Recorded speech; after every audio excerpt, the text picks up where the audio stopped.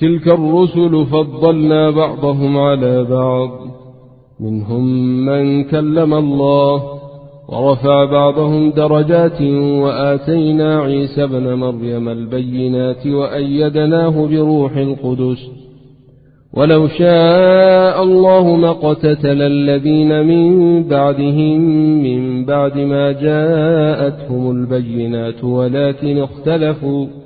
فمنهم من آمن ومنهم من كفر ولو شاء الله ما اقتتلوا ولكن الله يفعل ما يريد. يا أيها الذين آمنوا أنفقوا مما رزقناكم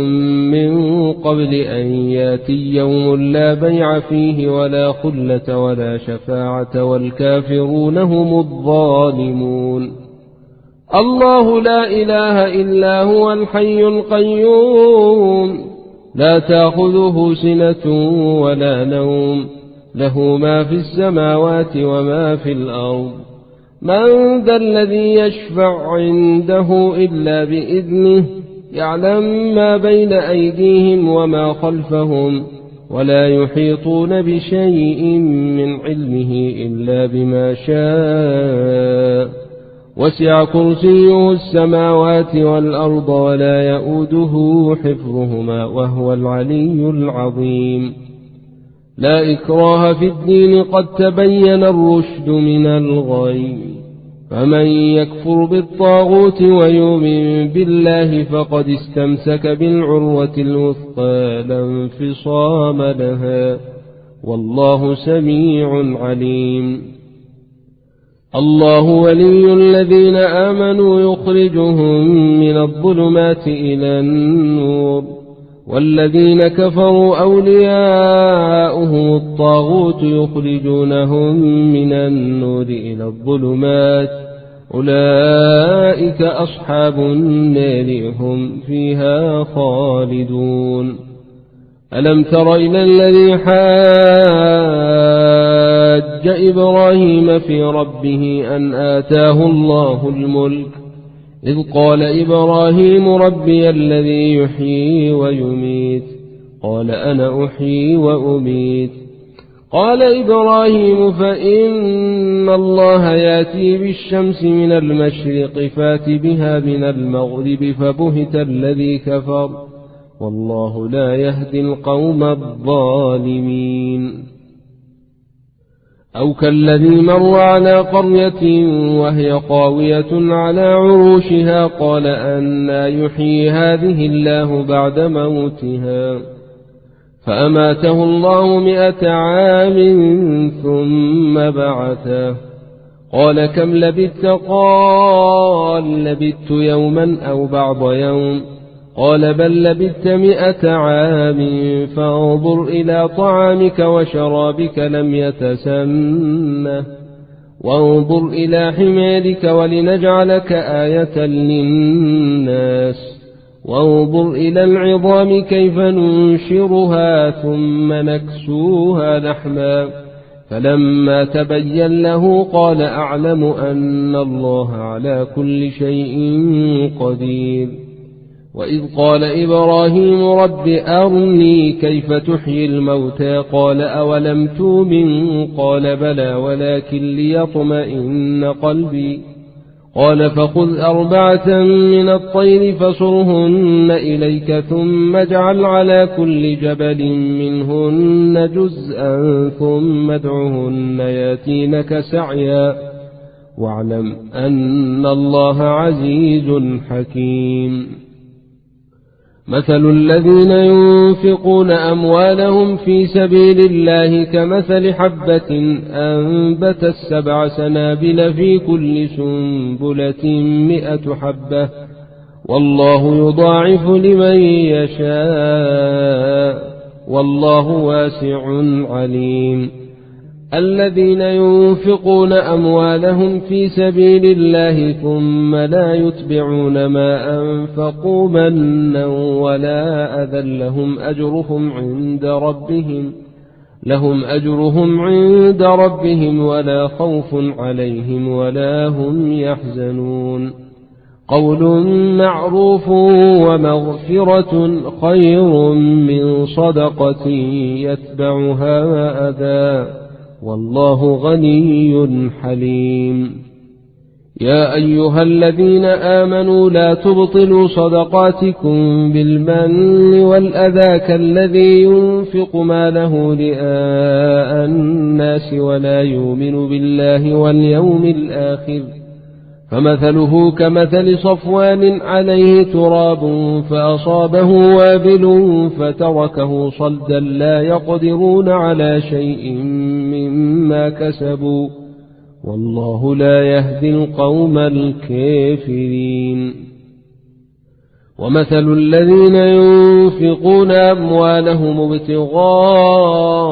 مرضات الله وتثبيتا من أنفسهم كمثل جنة بربوة أصابها وابل فآتت أكلها ضعفين فإن لم يصبها وابل فطل والله بما تعملون بصير.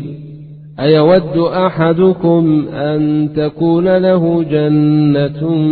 من نخيل وأعناب تجري من تحتها الأنهار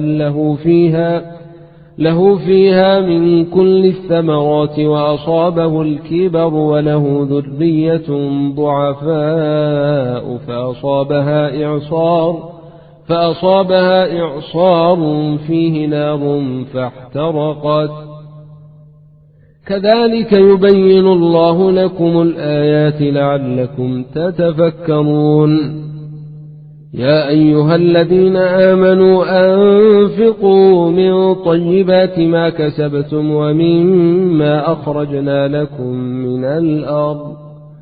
ولا تيمموا الخبيث منه تنفقون ولستم بآخذيه إلا أن تغمضوا فيه واعلموا أن الله غني حميد. الشيطان يعدكم الفقر ويامركم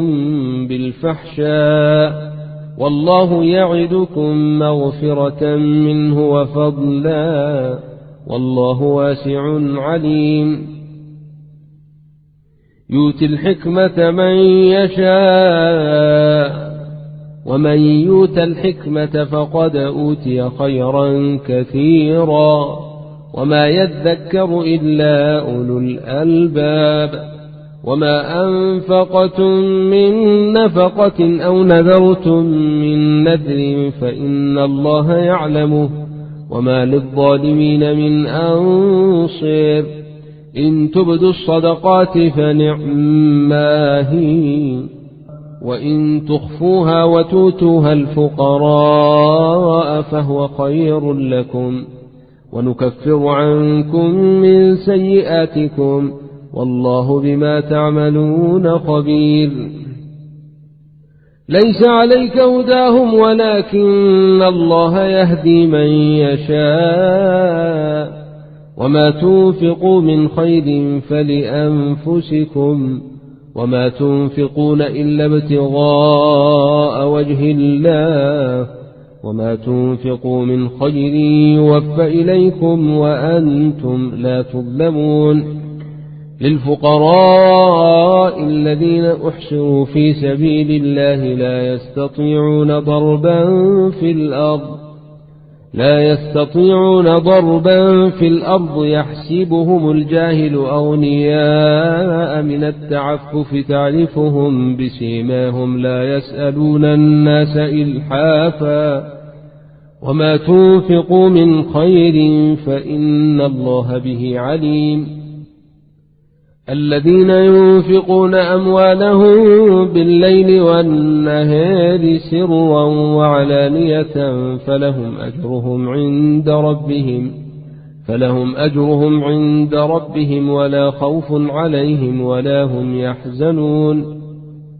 الذين يأكلون الربا لا يقومون إلا كما يقوم الذي يتخبطه الشيطان من المس ذلك بأنهم قالوا إنما البيع مثل الربا وأحل الله البيع وحرم الربا. فمن جاءه موعظة من ربه فانتهى فله ما سلف وأمره إلى الله، ومن عاد فأولئك أصحاب النار هم فيها خالدون.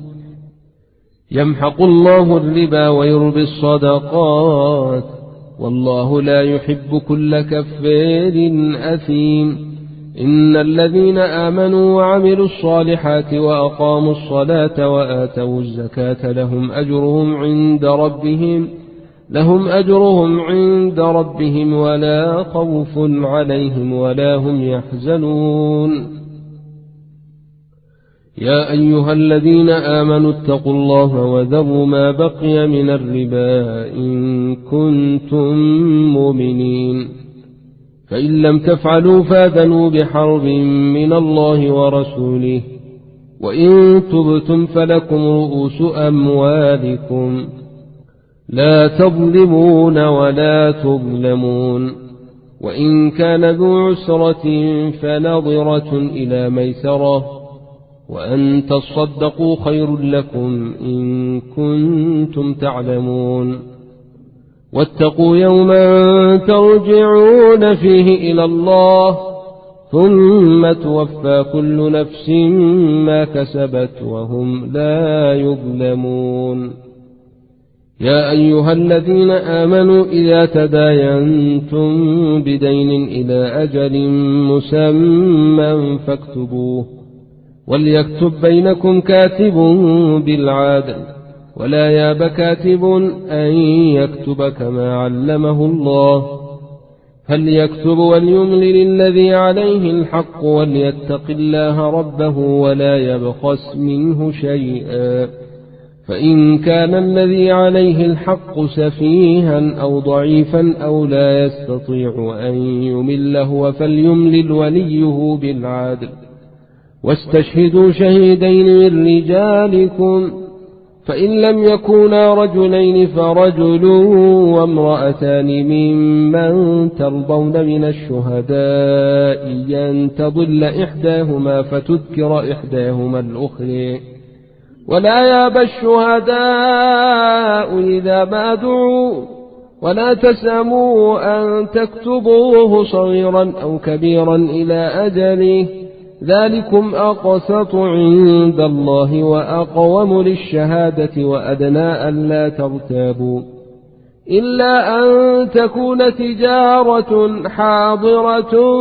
تديرونها بينكم فليس عليكم جناح ألا تكتبوها، وأشهدوا إذا تبايعتم، ولا يضار كاتب ولا شهيد، وإن تفعلوا فإنه فسوق بكم، واتقوا الله ويعلمكم الله، والله بكل شيء عليم. وإن كنتم على سفر ولم تجدوا كاتبا فرهن مقبوضة، فإن أمن بعضكم بعضا فليؤد الذي اؤتمن أمانته وليتق الله ربه ولا تكتموا الشهادة، ومن يكتمها فإنه آثم قلبه،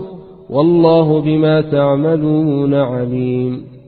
لله ما في السماوات وما في الأرض، وإن تبدوا ما في أنفسكم أو تخفوه يحاسبكم به الله فيغفر لمن يشاء ويعذب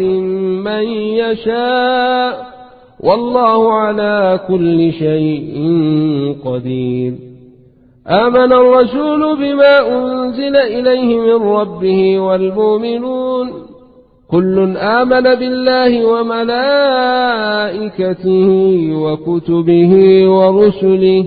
لا نفرق بين أحد من رسله، وقالوا سمعنا وأطعنا غفرانك ربنا وإليك المصير. لا يكلف الله نفسا إلا وسعها، لها ما كسبت وعليها ما اكتسبت، ربنا لا تؤاخذنا إن نسينا أو أخطأنا ربنا ولا تحمل علينا إصرا كما حملته على الذين من قبلنا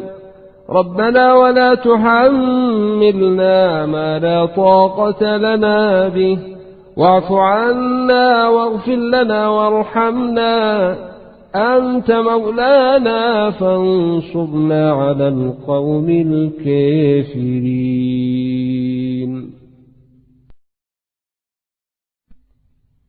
بسم الله الرحمن الرحيم. ألف لام ميم. الله لا إله إلا هو الحي القيوم نزل عليك الكتاب بالحق مصدقا لما بين يديه وأنزل التوراة والإنجيل من قبل هدى للناس وأنزل الفرقان إن الذين كفروا بآيات الله لهم عذاب شديد والله عزيز ذو انتقام. إن الله لا يخفى عليه شيء في الأرض ولا في السماء هو الذي يصوركم في الأرحام كيف يشاء لا إله إلا هو العزيز الحكيم. هو الذي أنزل عليك الكتاب منه آيات محكمات هن أم الكتاب وأخر متشابهات فأما الذين في قلوبهم زيغ فيتبعون ما تشابه منه ابتغاء الفتنة وابتغاء تاويله وما يعلم تاويله إلا الله والراسخون في العلم يقولون آمنا به كل من عند ربنا وما يذكر إلا أولو الألباب. ربنا لا تزغ قلوبنا بعد إذ هديتنا وهب لنا من لدنك رحمة إنك أنت الوهاب. ربنا إنك جامع الناس ليوم لا ريب فيه إن الله لا يخلف الميعاد. إن الذين كفروا لن تغني عنهم أموالهم ولا أولادهم من الله شيئا وأولئك هم وقود النار. كداب آل فرعون والذين من قبلهم كذبوا بآياتنا فأخذهم الله بذنوبهم والله شديد العقاب. قل للذين كفروا ستغلبون وتحشرون إلى جهنم وبئس المهاد. قد كان لكم آية في فئتين التقتا فئة تقاتل في سبيل الله وأخرى كافرة يرونهم مثليهم راي العين والله يؤيد بنصره من يشاء إن في ذلك لعبرة لأولي الأبصير. زين للناس حب الشهوات من النساء والبنين والقناطير المقنطرة من الذهب والفضة والخيل المسومة والأنعام والحرث ذلك متاع الحياة الدنيا والله عنده حسن المآب. قل أنبئكم بخير من ذلكم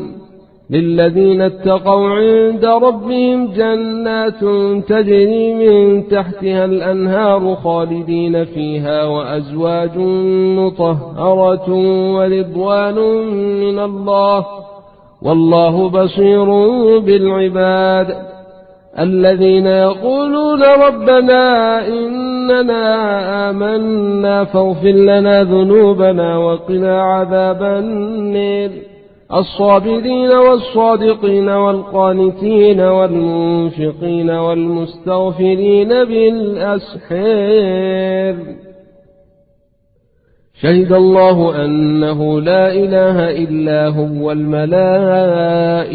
وأولو العلم قائما بالقسط لا إله إلا هو العزيز الحكيم إن الدين عند الله الإسلام وما اختلف الذين أوتوا الكتاب إلا من بعد ما جاءهم العلم بغيا بينهم ومن يكفر بآيات الله فإن الله سريع الحساب فإن حاجوك فقل أسلمت وجهي لله ومن اتبعني وقل للذين أوتوا الكتاب والأميين أسلمتم فإن أسلموا فقد اهتدوا وإن تولوا فإنما عليك البلاغ والله بصير بالعباد إن الذين يكفرون بآيات الله ويقتلون النبيين بغير حق ويقتلون الذين يأمرون بالقسط من الناس فبشرهم بعذاب أليم أولئك الذين حبطت أعمالهم في الدنيا والآخرة وما لهم من ناصرين ألم تر إلى الذين أوتوا نصيبا من الكتاب يدعون إلى كتاب الله ليحكم بينهم ثم يتولى فريق منهم وهم معرضون ذلك بأنهم قالوا لن تمسنا النار إلا أياما معدودات وغرهم في دينهم ما كانوا يفترون فكيف إذا جمعناهم ليوم لا ريب فيه ووفيت كل نفس ما كسبت وهم لا يظلمون قل اللهم مالك الملك تؤتي الملك من تشاء وتنزع الملك ممن تشاء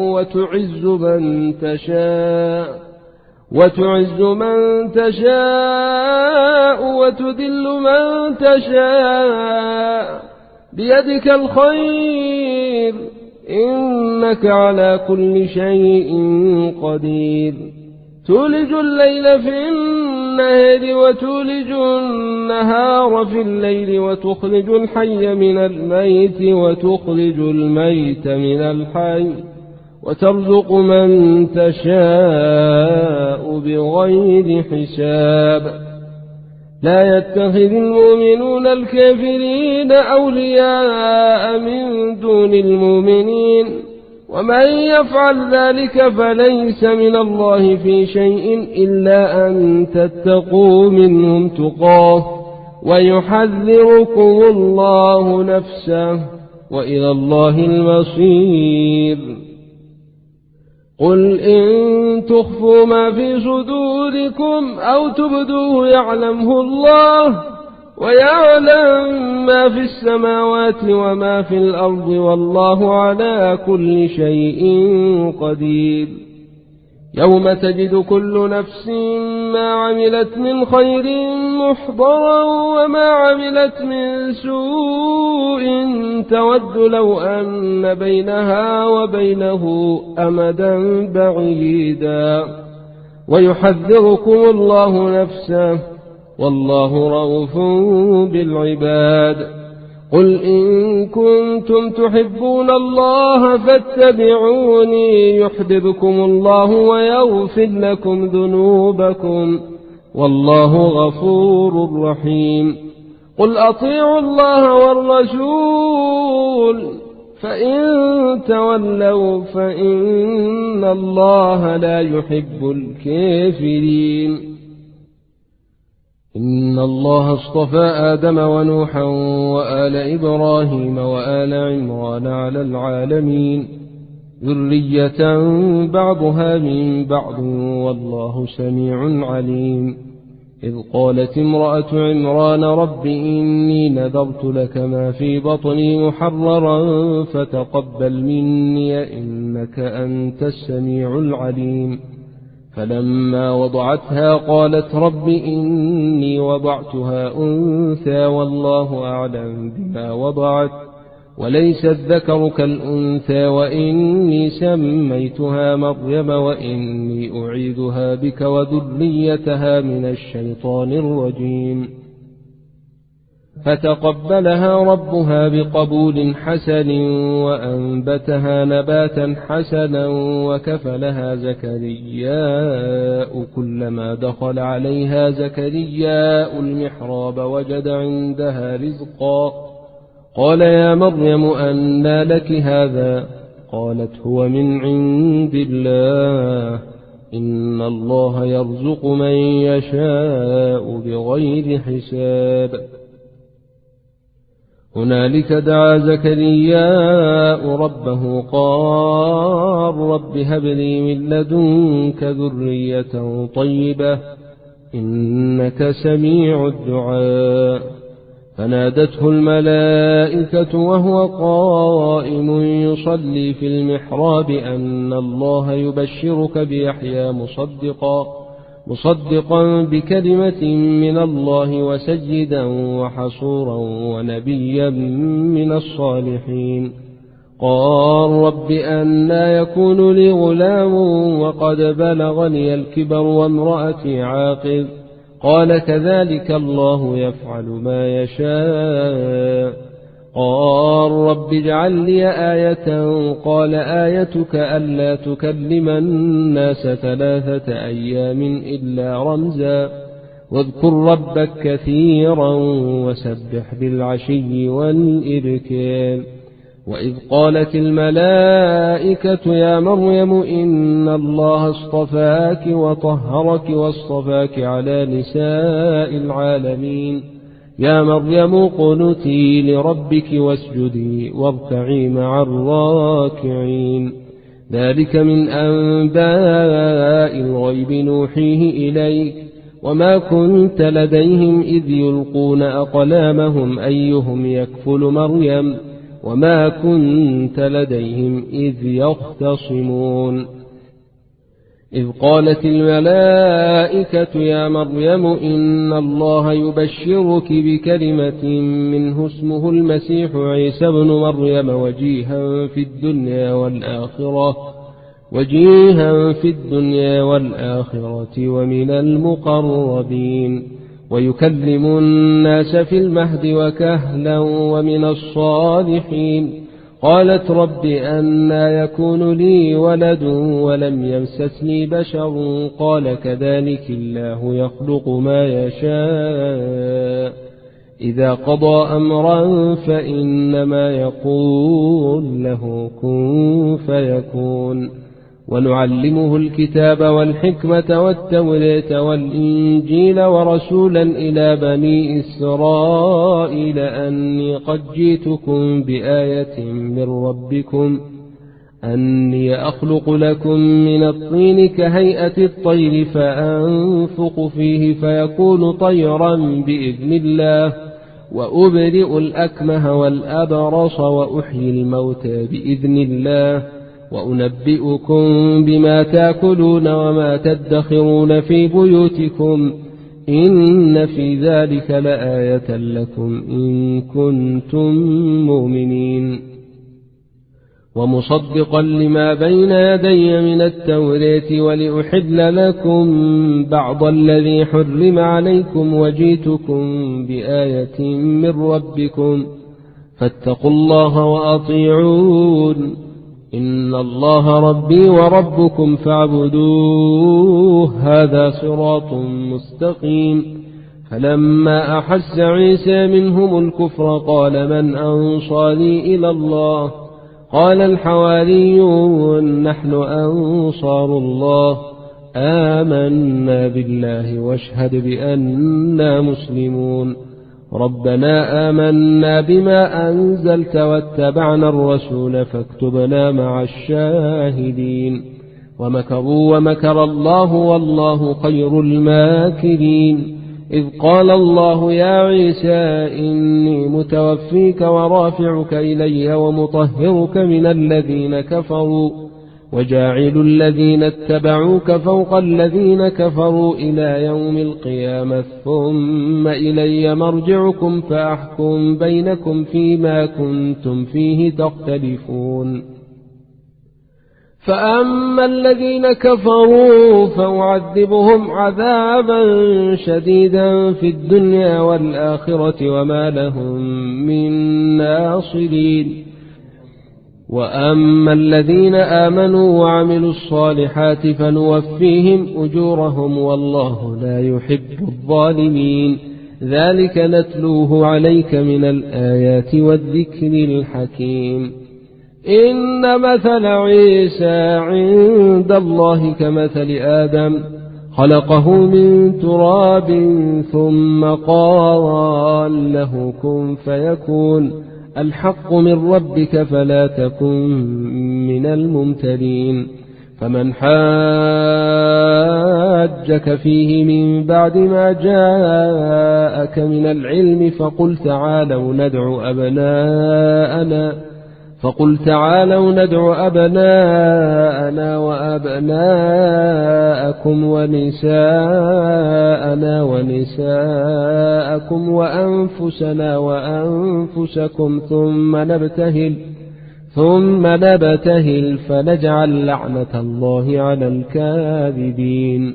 إن هذا لهو القصص الحق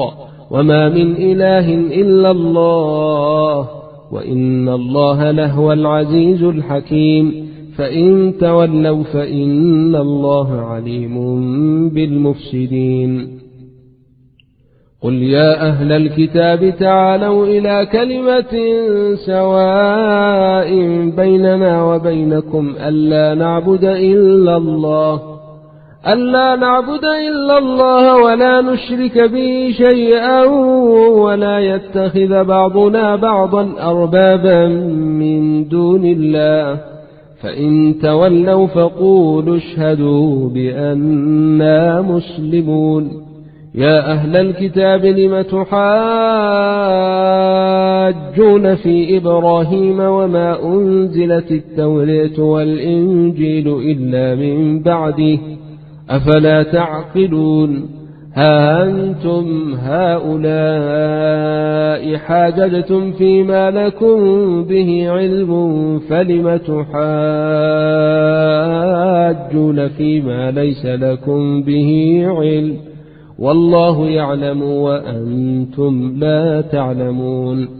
ما كان إبراهيم يهوديا ولا نصرانيا ولكن كان حنيفا مسلما وما كان من المشركين إن أولى الناس بإبراهيم للذين اتبعوه وهذا النبي والذين آمنوا والله ولي المؤمنين ودت طائفة من أهل الكتاب لو يضلونكم وما يضلون إلا أنفسهم وما يشعرون يا أهل الكتاب لم تكفرون بآيات الله وأنتم تشهدون يا أهل الكتاب لم تلبسون الحق بالباطل وتكتمون الحق وأنتم تعلمون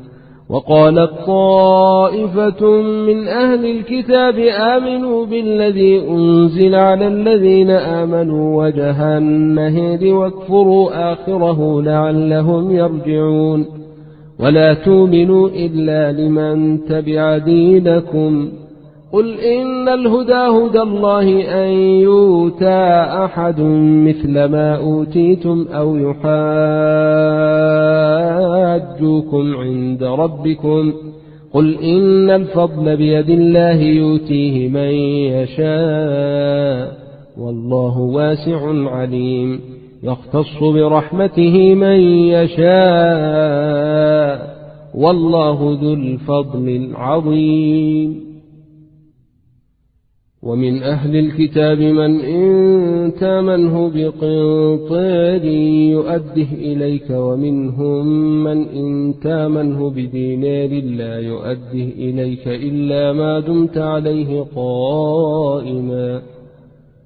ذلك بأنهم قالوا ليس علينا في الأميين سبيل ويقولون على الله الكذب وهم يعلمون بلى من أوفى بعهده واتقى فإن الله يحب المتقين إن الذين يشترون بعهد الله وأيمانهم ثمنا قليلا أولئك لا خلاق لهم في الآخرة ولا يكلمهم الله ولا ينظر إليهم يوم القيامة ولا يزكيهم ولهم عذاب أليم وإن منهم لفريقا يلوون ألسنتهم بالكتاب لتحسبوه من الكتاب وما هو من الكتاب ويقولون هو من عند الله وما هو من عند الله ويقولون على الله الكذب وهم يعلمون ما كان لبشر أن يؤتيه الله الكتاب والحكم والنبوة ثم يقول للناس كونوا عبادا لي من دون الله ولكن كونوا ربانيين بما كنتم تعلمون الكتاب وبما كنتم تدرسون ولا يأمركم أن تتخذوا الملائكة والنبيين أربابا أيامركم بالكفر بعد إذ أنتم مسلمون وإذ أخذ الله ميثاق النبيين لما آتيتكم من كتاب وحكمة ثم جاءكم رسول مصدق لما معكم لتؤمنن به ولتنصرنه قال أقررتم وأخذتم على ذلكم إصري قالوا أقررنا قال فاشهدوا وأنا معكم من الشاهدين فمن تولى بعد ذلك فأولئك هم الفاسقون أفغير دين الله يبغون وله أسلم من في السماوات والأرض طوعا وكرها وإليه ترجعون قل آمنا بالله وما أنزل علينا وما أنزل على إبراهيم وإسماعيل وإسحاق ويعقوب والأسباط وما أوتي موسى وعيسى والنبيون من ربهم لا نفرق بين أحد منهم ونحن له مسلمون ومن يبتغ غير الإسلام دينا فلن يقبل منه وهو في الآخرة من الخاسرين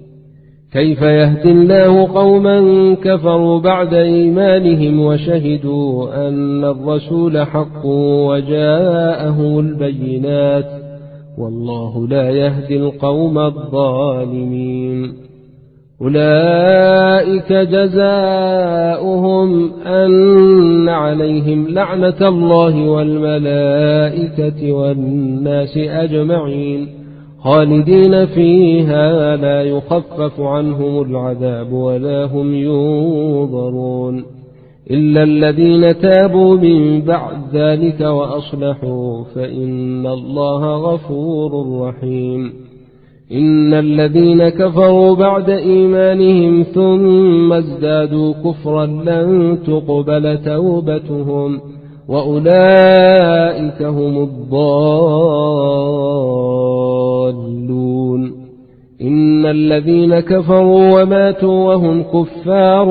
فلن يقبل من أحدهم ملء الأرض ذهبا ولو افتدى به أولئك لهم عذاب أليم وما لهم من ناصرين لن تنالوا البر حتى تنفقوا مما تحبون وما تنفقوا من شيء فإن الله به عليم.